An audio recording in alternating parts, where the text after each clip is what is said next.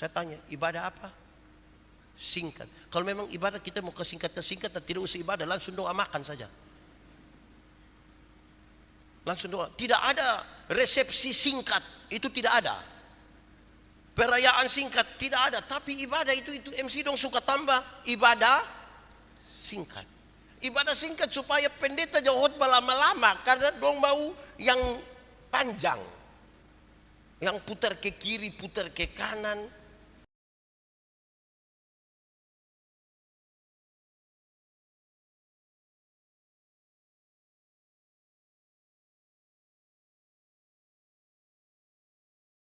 Bapak Ibu Saudara-saudara, mari kita berdoa.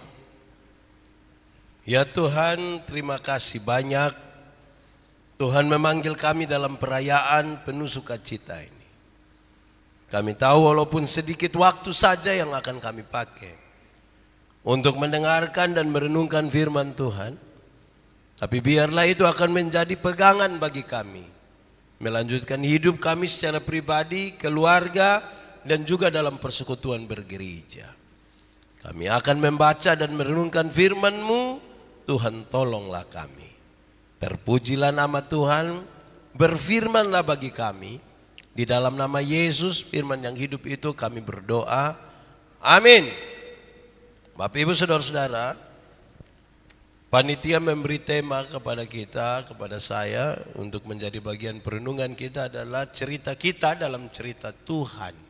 Pembacaannya dari Yosua, kitab Yosua pasal 24 ayat 14 sampai ayat yang ke-28. Yosua pasal 24 ayat 14 sampai ayat yang ke-28. Sejemput kita semua berdiri.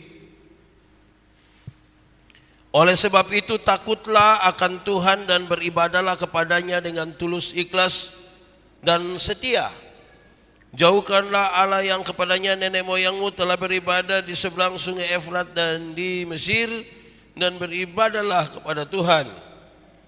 Tetapi jika kamu anggap tidak baik untuk beribadah kepada Tuhan, pilihlah pada hari ini kepada siapa kamu akan beribadah. Allah yang kepadanya nenek moyangmu beribadah di seberang sungai Efrat, atau Allah orang Amori yang negerinya kamu diami ini. Tetapi aku dan seisi rumahku, kami akan beribadah kepada Tuhan. Lalu bangsa itu menjawab, jauhlah daripada kami meninggalkan Tuhan untuk beribadah kepada Allah lain.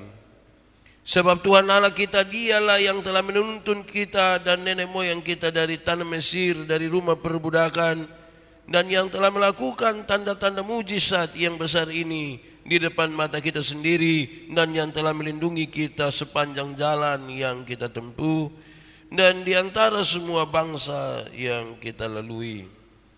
Tuhan menghalau semua bangsa dan orang Amori, penduduk negeri ini, dari depan kita. Kami pun akan beribadah kepada Tuhan, sebab dialah Allah kita.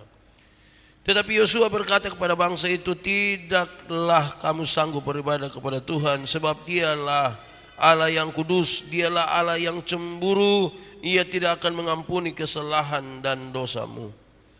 Apabila kamu meninggalkan Tuhan dan beribadah kepada Allah asing, maka ia akan berbalik daripadamu dan melakukan yang tidak baik kepada kamu, serta membinasakan kamu setelah ia melakukan yang baik kepada kamu dahulu. Tetapi bangsa itu berkata kepada Yosua, tidak, hanya kepada Tuhan saja kami akan beribadah. Kemudian berkatalah Yosua kepada bangsa itu, kamulah saksi terhadap kamu sendiri bahwa kamu telah memilih Tuhan untuk beribadah kepadanya. Jawab mereka, kamilah saksi. Ia berkata, maka sekarang jauhkanlah Allah asing yang ada di tengah-tengah kamu, dan condongkanlah hatimu kepada Allah, kepada Tuhan Allah Israel. Lalu jawab bangsa itu kepada Yosua, kepada Tuhan Allah kita kami akan beribadah, dan firman-Nya akan kami dengarkan. Pada hari itu juga Yosua mengikat perjanjian dengan bangsa itu dan membuat ketetapan dan peraturan bagi mereka di Sikhem. Yosua menuliskan semuanya itu dalam kitab hukum Allah. Lalu ia mengambil batu yang besar dan mendirikannya di sana di bawah pohon besar di tempat kudus Tuhan. Kata Yosua kepada seluruh bangsa itu, sesungguhnya batu inilah akan menjadi saksi terhadap kita, sebab telah didengarnya segala firman Tuhan yang diucapkannya kepada kita. Sebab itu batu ini akan menjadi saksi terhadap kamu, supaya kamu jangan menyangkal Allahmu.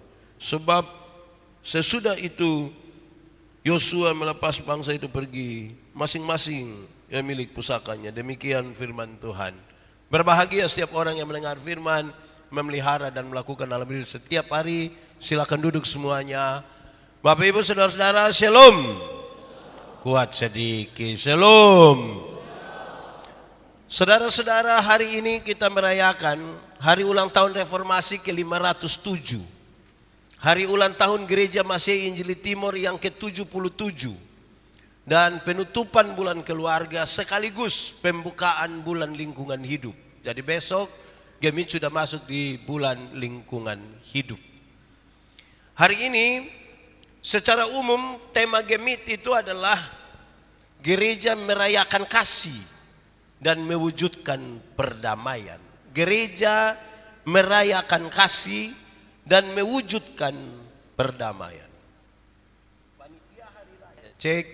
Panitia hari raya gerejawi kemudian itu membuat ini sedikit lebih mengerucut, yaitu cerita kita, cerita keluarga kita di dalam keluarga Allah, di dalam cerita Allah, di dalam cerita Tuhan.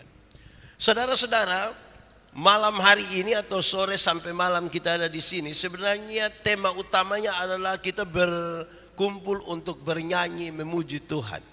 Kita hanya mau menyanyi bersuka cita, membuat perayaan-perayaan. Firman Tuhan akan menjadi bagian kita, tetapi tidak terlalu panjang.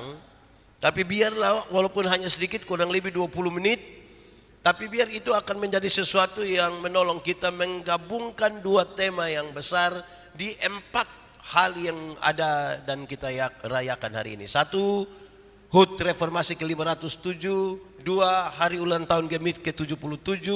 3, penutupan bulan keluarga Gemit. Dan yang keempat, pembukaan bulan ekologi. Pembukaan bulan ekologi Gemit. Nah, saudara-saudara, dalam semangat tema di Gemit punya, yaitu gereja merayakan kasih dan mewujudkan perdamaian, ditambah dengan kisah kita di dalam kisah Allah, kisah Tuhan, cerita kita dalam cerita Tuhan. Lalu saya menolong kita bersama-sama untuk merenungkan bahwa bagian pembacaan kita kan dari kisah tentang Yosua. Yosua dan keluarganya, Yosua di tengah-tengah perjalanan bangsa Israel ke tanah Kanaan. Dan Yosua sebagai orang yang melanjutkan apa yang dikerjakan oleh Musa sebagai satu bagian panjang dari kisah penyelamatan Allah kepada umat manusia. Karena itu saudara-saudara, di bagian pertama waktu kita sangat sedikit, dan karena itu saya ingin langsung pada poin-poinnya, yaitu 1, apa yang kita rayakan. Hari ini kita bersama-sama di sini untuk kita merayakan apa? Kita merenungkan apa dalam cerita Tuhan yang kita ingin rayakan hari ini di sini.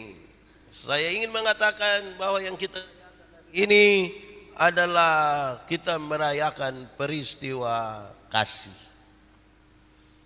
Peristiwa yang penuh kasih. Kasih di mana Tuhan menepati janji-janjinya supaya kita tidak mendapat binasa. Kalau begitu bagaimana dengan urusan keluarga dan cerita kita? Tuhan itu berjanji menyertai setiap orang di dalam nikah dan dalam keluarganya. Tuhan janji.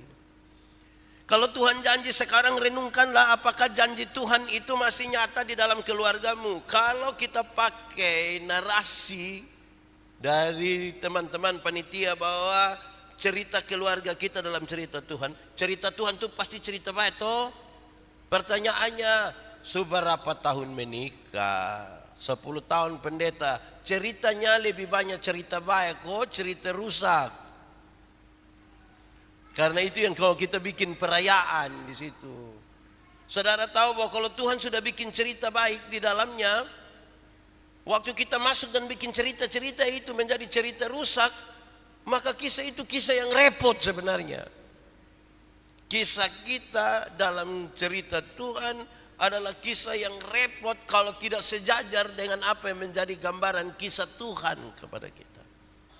Pak Pendeta jelaskan sedikit kok kasih Tuhan itu kemana, supaya kalau kami merenungkan peristiwa ini kami tahu bahwa ini penting. Kasih Tuhan itu saudara-saudara, yang paling penting itu begini. Kita menikah suami istri itu ceritanya adalah orang dua saling mencintai. Orang tua dan anak ceritanya sama, saling mencintai. Tetapi kenapa dasar hidup keluarga Kristen adalah kasih Tuhan, bukan dasar cinta kasih kita yang dijadikan sebagai dasar, tetapi dasarnya ada pada cinta kasih Tuhan. Jawabannya adalah kasih Tuhan itu satu, penuh dengan pengorbanan. Penuh dengan pengorbanan.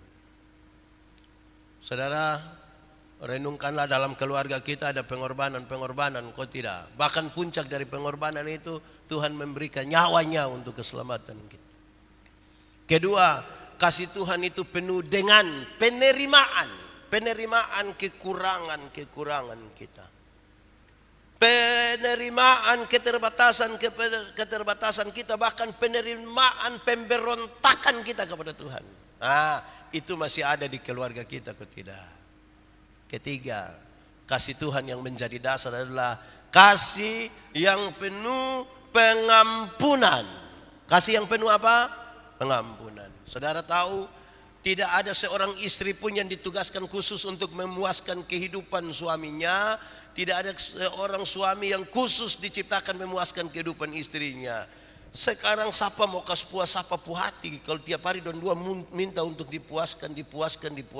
Ada yang kecewa, ada yang marah, ada yang terpaksa diam berhari-hari, ada yang tidak setuju dengan banyak keputusan pasangan, anak-anak tidak setuju dengan keputusan orang tua tidak setuju dengan banyak hal yang dilakukan oleh anak-anak. Tetapi kekecewaan itu mesti kemudian diselesaikan dengan satu kata yang penting tadi dalam kisah pengampunan itu. Masih ada kok pengampunan dalam keluarga kok. Itu yang harus kita rayakan. Jadi kalau hari ini kita rayakan pengampunan. Itu kisah yang baik dalam kisah kita dalam cerita Tuhan. Itu hal pertama perenungan kita. Perenungan yang kedua, saudara-saudara, dalam hari bahagia ini adalah ketika Yosua mengambil sebuah sikap. Kamu harus mengambil sikap. Beribadah kepada Allah yang nenek moyangmu sembah, atau beribadah kepada Tuhan. Tapi aku dan seisi rumahku akan beribadah kepada Tuhan. Saudara tahu, cerita kita dalam cerita Tuhan. Kita mulai dari kisah bangsa Israel. Ada 430 tahun orang ada di Mesir di tanah perbudakan.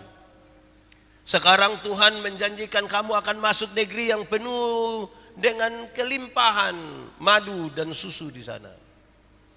Sekarang itu kisah Tuhan. Ada Mesir di sini, ada Kanaan di sini.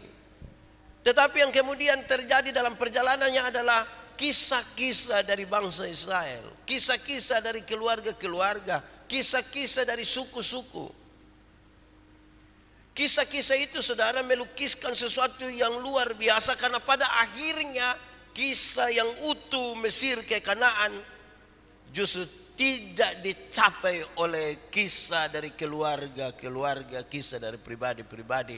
Hanya 2 orang yang bisa masuk dan menceritakan secara utuh kisah dari Mesir ke Kanaan. Kenapa hal itu terjadi, saudara-saudara? Karena setelah Tuhan siapkan cerita dari Mesir ke Kanaan, Tuhan kasih kepada kita dalam tanda petik kebebasan. Anda memilih. Dan sekarang Yosua memilih, kamu mau beribadah kepada siapapun silakan, tapi aku dan seisi rumahku akan beribadah kepada Tuhan. Bangsa ini kemudian bilang, tidak, kami juga beribadah kepada Tuhan.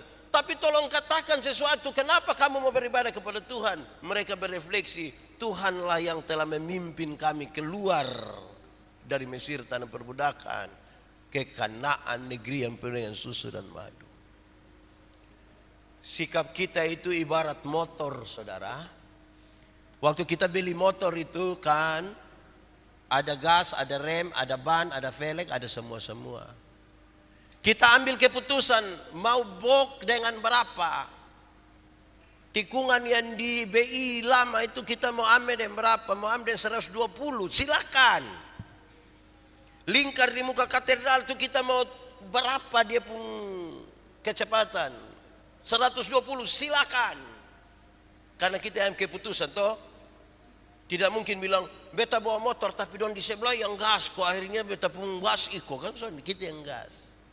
Dan saudara tahu ada konsekuensinya. Box licin itu kalau kita ambil dengan 120, rumah sakit tunggu. Kaki luka, kaki patah yang di itu. Jadi Tuhan setelah dia bikin sebuah semacam cerita dari Mesir ke Kanaan, terus dia bilang, coba kamu mainkan. Saudara tahu, kalau saudara ikuti banyak drama, fragmen yang dimainkan oleh anak-anak kita, apalagi anak-anak wilayah timur ini, wahai. Kalau kisah-kisah pemeran-pemeran antagonis itu tidak perlu latihan. Pokoknya yang mabok, judi, bakalai, ribut, babongka, itu dorang tidak latihan. Wih, macam menjiwai sekali dorang itu. Itu kalau kisahnya kisah yang antagonis, yang jelek-jelek. Tapi kalau kisah misalnya bapak yang rendah hati, itu dia latihan berkali-kali, berbulan-bulan. Bahkan dia sudah kelihatan rendah hati dalam itu cerita pun ada yang bakorek. Karena lebih kelihatan dia pun kesombongan, bukan rendah hati. Kisah yang baik-baik itu kita sulit untuk menjalani. Tapi kisah-kisah rusak itu kok kita punya gampang sekali. Gampang sekali. Wih, kan adegan yang misalnya ada minuman keras apa tuh? Yang pemain dong itu dong sepakat. Jangan tarot teh. Bikin malu-malu sah. Itu mesti yang batu-batu keras. Supaya dong batu-batu kalau tegoyang itu alamiah. Itu jadi kita yang ambil keputusan menyelesaikan cerita bersama dengan Tuhan sampai di sana atau tidak, itu sudah kedua. Yang ketiga, yang terakhir, saya ingin sampaikan kepada kita begini. Waktu kita membaca peristiwa sukacita, kita membaca bahwa Gemit itu 77 tahun, reformasi 507 tahun, penutupan bulan keluarga dan pembukaan tahun ekologi. Apa yang ingin kita katakan hari ini di sini berkaitan dengan pembacaan yang kita baca. Membaca Yosua 24, orang selalu menaruh perhatian pada ayat yang ke-15. Tapi aku dan seisi rumahku akan beribadah kepada Tuhan. Ibadah itu menjadi sesuatu yang dia masuk pada kategori wajib. Bangsa Israel itu dipanggil keluar dari Mesir, itu panggilan pertama, keluarlah untuk beribadah pada Tuhan. Selanjutnya kisah-kisah itu didekatkan pada kisah tentang ibadah.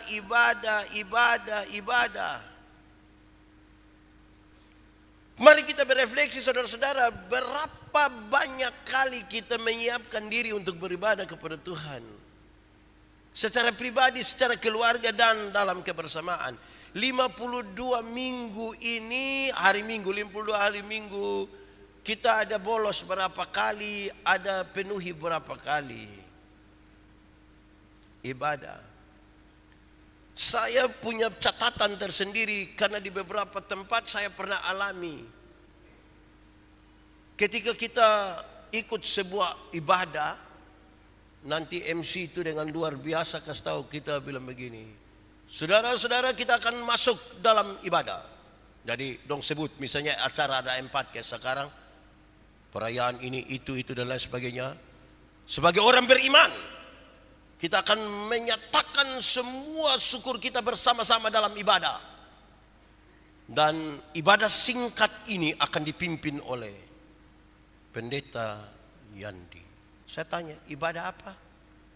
Singkat. Kalau memang ibadah kita mau kesingkat dan tidak usah ibadah, langsung doa makan saja. Langsung doa. Tidak ada resepsi singkat, itu tidak ada. Perayaan singkat tidak ada, tapi ibadah itu MC dong suka tambah ibadah singkat. Ibadah singkat supaya pendeta jauh lama-lama karena dong mau yang panjang. Yang putar ke kiri, putar ke kanan. Nah, ibadah tuh kok kemudian kan itu terjadi beberapa kali toh, beberapa kali. Ada satu kejadian lagi. Pas mau Natal orang sampaikan kepada saya ada 3 bulan sebelumnya. Terus saya pergi ke pimpin ini. Doang ada sekitar 5.000, 6.000 orang ada. Pas saya gugup lihat orang banyak ini kok bangun mulai pas doa, baca firman, buka Alkitab, baca habis. Pas amin begini ketua panitia datang korek peta bilang begini. Khotbah jangan lama Bapak kan kita mau acara. Saya bilang kenapa? Khotbah jangan lama. Lebih langsung. Jadi kok ibadah kok tidak penting ya. Khotbah kok tidak penting. Lalu kita mau acara apa? Saya bilang Bapak, waktu Bapak kasih tahu saya itu, saya setengah mati. Berpikir ini mau khotbah apa ini? Menggumuli, berdoa, siapkan. Sampai sini lihat begini banyak saya gugup ini. Terus Bapak datang tolong saya pun gugup ini. Dia bilang, khotbah jangan terlalu lama. Saya langsung kasih tahu jemaat. Jemaat ini, Bab Tua bilang kita khotbah jangan terlalu lama. Woi Bab Tua mangkali marah beta juga. Tapi biar kita sampaikan itu toh. Karena serba salah juga. Kita khotbah lama orang omong. Khotbah terlalu cepat. Tain pendeta dong. Data omong 10 menit, 15 menit pulang. Kau tak sanda apa-apa. Kita juga pusing ini. Lama juga salah, cepat juga salah. Jadi poin saya di yang ketiga itu adalah cerita kita tuh salah satu cerita adalah cerita ibadah. Coba masing-masing orang coba cerita dia pun cerita ibadah di rumah Karmana. Bolehkah sebentar panitia kasih kesempatan? Ini tidak boleh tapi beta pakai betul kalimat ini. Bolehkah coba panitia kasih kesempatan tiap-tiap keluarga yang duduk di sini bangun kok cerita sedikit dong pun cerita ibadah di rumah tuh Karmana. Anak-anak dong su baca Alkitab sampai di Kejadian pasal 2 kok. Atau Karmana berbagi-bagilah cerita tentang ibadah. Karena kenapa saudara? Karena jangan sampai satu saat ibadah bisa menjadi beban bagi orang-orang tertentu.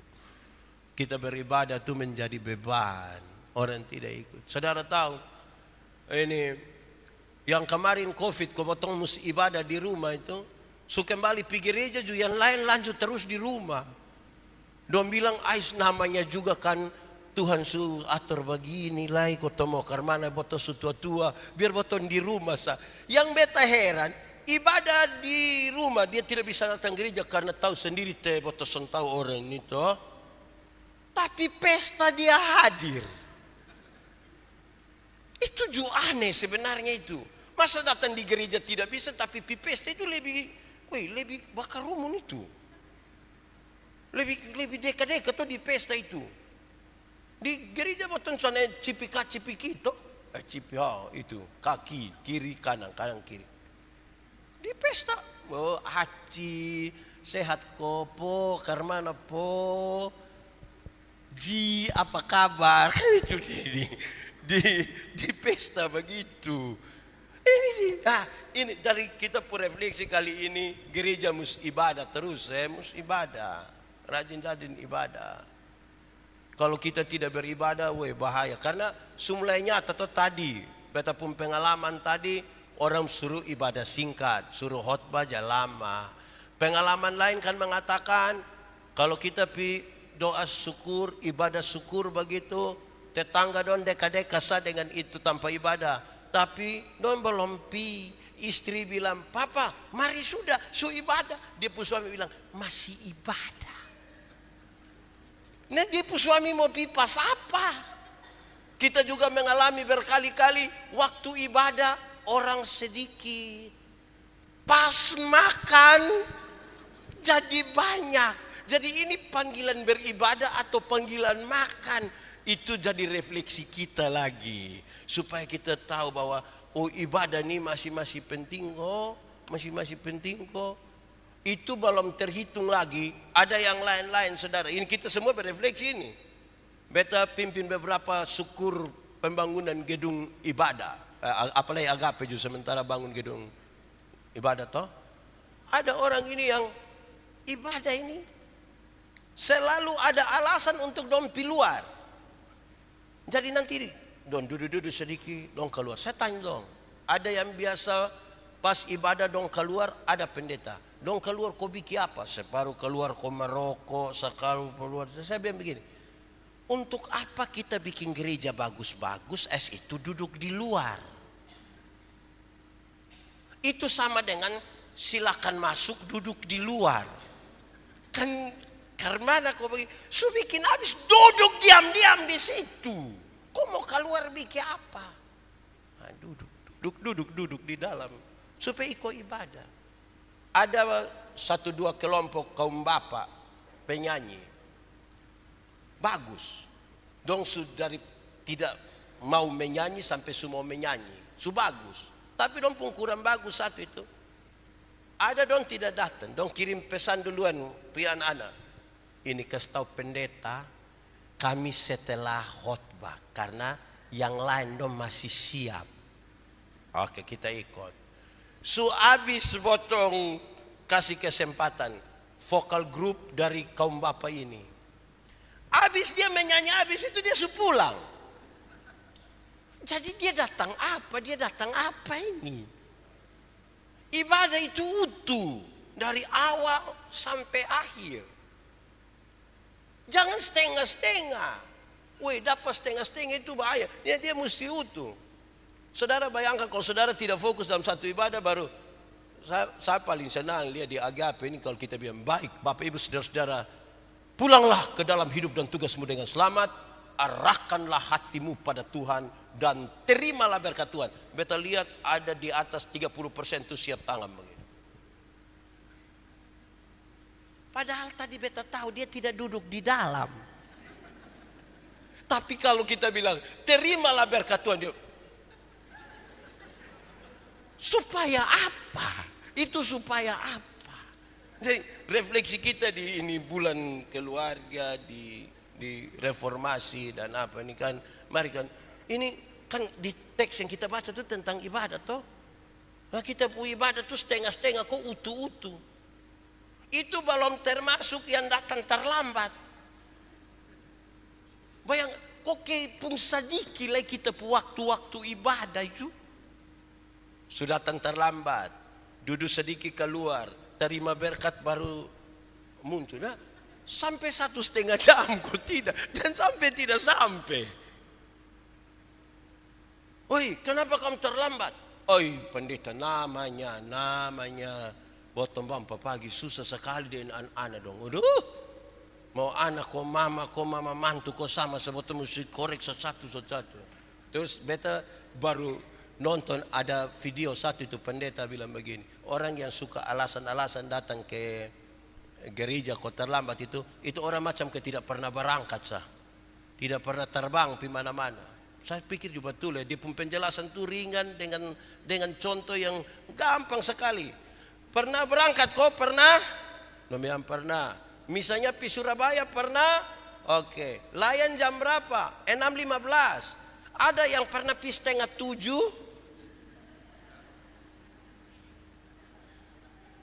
Pesawat kan 6.15. Ada yang pernah pi 6:30. Rata-rata pi jam berapa? 5 tuh. Bahkan malam dia check in online memang. Supaya hati itu berani terlambat sedikit. Lu terlambat bapak dan mama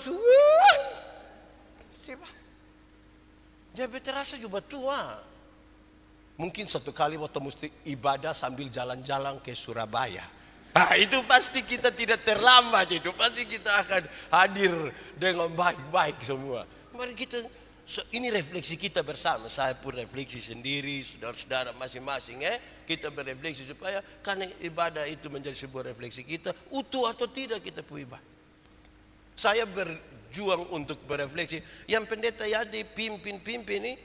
Jangan sampai kan dia pendeta, dia berkhotbah, dia pimpinan dia hadir. Jangan sampai dia sebenarnya pemalas juga. Saya juga renungkan ulang-ulang ini barang untuk sapu diri ini. Nah, mari kita sama-sama renungkan untuk berikut. Kalau kita sudah apply bapak-bapak, aku dan seisi rumahku, Yosua berdiri atas nama keluarga. Saya dan seisi rumah beribadah kepada. Jadi kalau saya berdoa kepada Tuhan, saya pun anak, saya pun pembantu, semua akan berdoa kepada Tuhan. Saya dan seisi rumah. Nah, ini bapak dong berani bangun kau bilang, saya dan seisi rumah akan beribadah kepada Tuhan. Mulai kapan? Mulai reformasi ke 508. Tahun depan. Takuju dia tidak sampai tahun depan. Jadi yang sekarang sudah kita mulai. Tuhan memberkati kita. Selamat merayakan reformasi 507, HUT Gemit ke 77, penutupan bulan keluarga dan pembukaan tahun ekologi, bulan ekologi Gemit. Biar kita sama-sama bisa menikmati semua dengan baik. Mulai tanggal 1 itu bulan ekologi, lingkungan hidup. Ini bapanas toh, karena pohon-pohon dong semua kita lihat. Ada yang tumbuh, ada yang tidak tumbuh. Pohon sepe sudah mulai berbunga. Ya, ini kita berefleksi semua tentang alam semesta yang Tuhan percayakan bagi kita tinggal di dalam. Tuhan memberkati kita. Amin. Mari kita berdoa. Ya Tuhan Allah, sangat-sangat bersyukur kepadamu untuk kesempatan kami beribadah bersama, mendengarkan firman-Mu, dan kami bersuka cita bersama dalam perayaan 507 Reformasi 77 Gereja Masih Injili Timor, penutupan bulan keluarga dan pembukaan tahun bulan lingkungan hidup Gemit. Terima kasih banyak Tuhan, berkati kami semua. Biarlah firman-Mu menjadi kekuatan atas kami sekalian. Di dalam nama Yesus kami berdoa. Amin.